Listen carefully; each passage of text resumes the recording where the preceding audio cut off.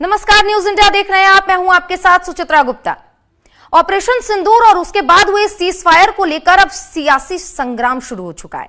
कांग्रेस नेता राहुल गांधी ने प्रधानमंत्री नरेंद्र मोदी पर अमेरिकी राष्ट्रपति डोनाल्ड ट्रंप के सामने सरेंडर करने का आरोप लगाया। राहुल गांधी कल भोपाल में थे, गए तो थे वो कांग्रेस के कार्यक्रम में शामिल होने के लिए, लेकिन उन्होंने वहां जाकर ऐसा बयान दिया जिस पर अब सियासी घमासान मचा हुआ है। राहुल गांधी ने पीएम मोदी पर तंज कसते हुए आरोप लगाया कि नरेंद्र ने सरेंडर कर दिया। तो वहीं राहुल गांधी का पीएम मोदी पर एक बड़ा निशाना देखने को मिला है। आपको बता दें, भारत और पाकिस्तान सैन्य संघर्ष यानी कि सीज फायर के बाद जो कुछ हो रहा है देश में वो सब देख रहा है। यानी कि ट्रंप पर फोन आया और पीएम मोदी ने सरेंडर कर दिया। भोपाल पहुंचे थे राहुल गांधी और एक बड़ा बयान उन्होंने वहां से दिया। राहुल गांधी भोपाल के दौरे पर थे, जहां उन्होंने भारत पाक सैन्य संघर्ष यानी कि सीज फायर के दौरान अमेरिकी राष्ट्रपति डोनाल्ड ट्रंप का फोन आया और पीएम ने तुरंत आत्मसमर्पण कर दिया, ऐसा बयान दिया। तो आइए पहले वो सुनवाते हैं कि राहुल गांधी ने क्या कुछ कहा है।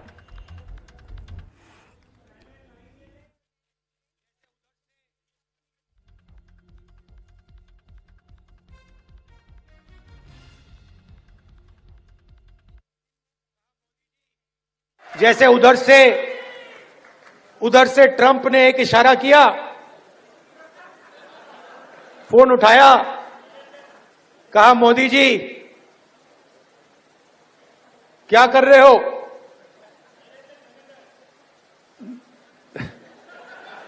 नरेंद्र सरेंडर, और जी हजूर करके नरेंद्र मोदी जी ने ट्रंप के इशारे का पालन किया। जैसे उधर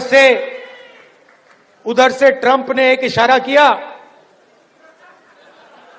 फोन उठाया,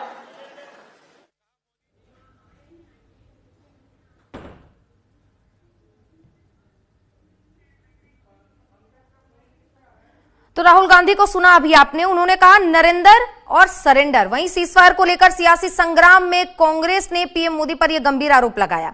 पीएम मोदी ने ट्रंप के दबाव में आकर सरेंडर किया है। सीजफायर को लेकर सियासी संग्राम जारी है। इसी बीच कांग्रेस ने पीएम मोदी पर ट्रंप के दबाव में सरेंडर का आरोप लगाया। और इसके पहले आपको बता दें कि इसे लेकर पवन खेड़ा ने एक प्रेस कॉन्फ्रेंस किया और प्रेस कॉन्फ्रेंस में पवन खेड़ा ने कई अहम बातें बोली है। पहले राहुल और अब पवन खेड़ा ये बातें बोलते हुए नजर आए हैं। तो सीज फायर को लेकर सियासी घमासान मचा हुआ है और राहुल गांधी का बयान आता है और उसके बाद आज पवन खेड़ा भी प्रेस कॉन्फ्रेंस करते हैं। पवन खेड़ा ने क्या कुछ कहा है, पहले आपको वो भी सुनवा देते हैं। तो आपने देखा जो हमारे बेचारे भक्तजन हैं, पिछले 11 साल से एक पिक्चर बना रहे थे अपने हीरो की, मुकद्दर का सिकंदर। पिक्चर बन गई। पिक्चर बनने के बाद जब निकल कर आई, वो निकली नरेंद्र का सरेंडर। मुकद्दर का सिकंदर तो पता नहीं कहां गया। और नरेंद्र का सरेंडर जो आप बार बार देखते हैं, भक्तों को अब जाकर दिख रहा है। कई भक्त अब बेचारे हताश भी हो गए, निराश भी हो गए, सोशल मीडिया से दूर भी हो गए, व्हाट्सएप में ग्रुप छोड़ रहे हैं। हमें समझ में आता है उनका दर्द। देखिए, बहादुरी जो होती है ना, इंसान के चरित्र में होती है। उसका कोई इंजेक्शन नहीं होता, कोई दवाई का डोज ले लिया, बूस्टर शॉट ले लिया, ये सब नहीं चलता। बहादुरी तो अगर है तो है, नहीं है तो नहीं है। तो ये भक्तों के सरेंडर में बहादुरी बिल्कुल नहीं दिखेगी। कायरता का इतिहास इनका अपना, खुद इनके संगठन का खुद। जब इतिहास ही कायरता का है और ऐसा व्यक्ति अगर देश की बागडोर संभालता है तो देश का भविष्य खतरे में पड़ता है। वर्तमान में आपको सामने दिख रहा है। 10 मई की दोपहर को जब हमारी बहादुर सेना ने पाकिस्तान की गर्दन दबोच ली थी, हावी हो गई थी, अचानक फोन आता है ट्रंप साहब का, जैसा भी आपने राहुल जी को सुना। और फोन आकर बोला जाता है, नरेंद्र जी सरेंडर कर लीजिए। कड़क आवाज में बोला होगा, ये हमें पूरा भरोसा है। और यहां से तो ये पवन खेड़ा को सुन रहे थे आप, जिन्होंने राहुल गांधी के बयान का समर्थन किया और कहा कि कॉल आता है नरेंद्र जी को और वो सरेंडर कर देते हैं। अब राहुल गांधी के सरेंडर वाले बयान पर बीजेपी ने पलटवार किया है। सरेंडर तो कांग्रेस ने किया था, ऐसा बीजेपी कहती हुई नजर आई। कांग्रेस को उसका इतिहास बताया। राहुल गांधी ने भोपाल में जो कहा, प्रधानमंत्री नरेंद्र मोदी ने ट्रंप के इशारे पर सरेंडर कर दिया, तो उधर बीजेपी कांग्रेस को इतिहास बताने पर उतर आई और समझा रही है कि सरेंडर हमने नहीं बल्कि कांग्रेस ने किया था। तो अब एक तरफ भारतीय सेना का या तो शौर्य देख लीजिए और या फिर भारत की राजनीति जो एक दूसरे पर वार पलटवार करने में लगी हुई है।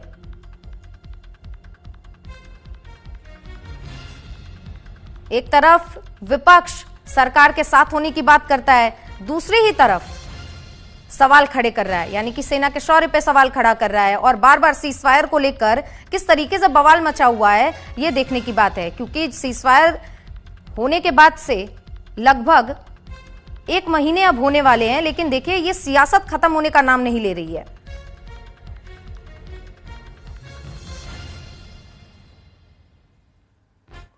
छोड़िए, मार्च 2023 राहुल गांधी विदेश में जाते हैं और कहते हैं why the defenders of democracy America and Europe are silent over what is happening in democracy in India, they are not interfering. यह था सीधा सरेंडर। अब आप आइए, 15 जुलाई 2011 को राहुल गांधी कहते हैं it's impossible to stop terrorism. यह था टेररिज्म के आगे सरेंडर। 26/11 के मात्र 9 महीने बाद जुलाई 2009 में पाकिस्तान के साथ उस समय की सरकार, मनमोहन सिंह की सरकार, एक neutral destination, again I am री एम्फसाइजिंग, न्यूट्रल डेस्टिनेशन शर्म एल शेख में ज्वाइंट डिक्लेरेशन साइन करती है और वो कहती है टेररिज्म से कंपोजिट डायलॉग प्रभावित नहीं होगा। यह था टेररिज्म की मानसिकता के साथ सरेंडर। 1996 में आपने मोस्ट फेवरेट नेशन का स्टेटस दिया, यह था उनके साथ सरेंडर। अब आप आइए, 1971 में 93,000 प्रिजनर ऑफ वॉर थे, फिर भी पीओके नहीं निगोशिएट किया। अरे लेना तो छोड़िए, निगोशिएट नहीं किया। यह क्या था, 13,000 किलोमीटर हमारा पंजाब और सिंध का हमारे पास थे, वो छोड़ दिया। यह था शिमला में सरेंडर। और यह मैं हवा में नहीं बोल रहा हूं, बेनजीर भुट्टो ने अपनी किताब डॉटर ऑफ द ईस्ट में लिखा है कि जब वो शिमला समझौते के बाद रावलपिंडी पहुंचे तो उनके और उनके पिताजी का इस गर्म जोशी से स्वागत हुआ कि जंग हारने के बाद वो डिप्लोमेसी में सब कुछ जीत के आ गए। I am quoting the book of Benazir Bhutto. अब आइए, 1965 एक न्यूट्रल डेस्टिनेशन ताशकंद में समझौता होता है और हम लाहौर से केवल 20 किलोमीटर तक पहुंच गए थे वो, और हाजी पीर का दर्रा जिसके लिए वीर अब्दुल हमीद जैसे कितने शहीदों ने बलिदान दिया, वो सरेंडर कर दिया। मार्च 2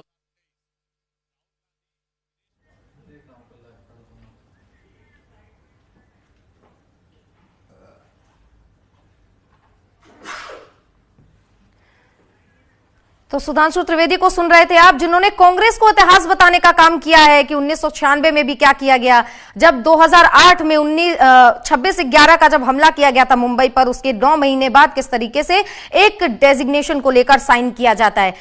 लगातार इस पर लेकर सियासत तो हो ही रही है, लेकिन इस बीच एक सवाल जो बार बार निकलकर सामने आ रहा है कि क्या ये सही समय है, क्योंकि राहुल गांधी विपक्ष के अहम चेहरे माने जाते हैं, विपक्ष का अहम रोल अदा करते हैं। ऐसे में राहुल गांधी का ये सवाल बार बार उठाना और बार बार एक ही चीज को लेकर बैठना पूरे देश के लिए, और हमारे साथ इस पूरे मुद्दे को लेकर चर्चा करने के लिए कनिका कटियार हमारे साथ जुड़ गई हैं।